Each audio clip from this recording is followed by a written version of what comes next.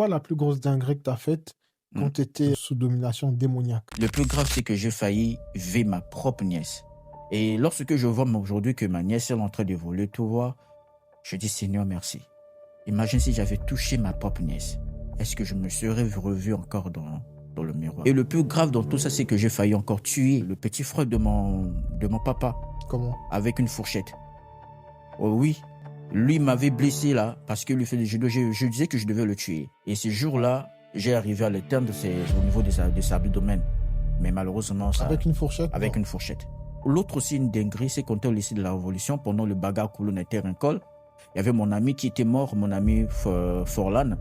Il était tué, il était poignardé au lycée de la Révolution. Là aussi, j'ai failli tuer une personne.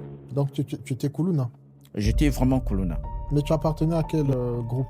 Alors, de l'époque, nous, c'était ce que aujourd'hui on appelle ça les Arabes. Nous, on était les enfants de Talangaï. Et à l'époque de Talangaï, il n'y avait pas les Arabes et pas les Américains. On comprend qu'on appelle les enfants des tendances. Et nous, les enfants des tendances, on était habitués dans la bagarre. On était habitués dans les choses tellement chaudes.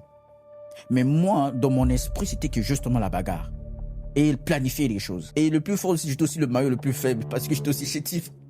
Mais j'étais aussi le plus persistant en fait. Tu fais quelque chose, demain je reviens.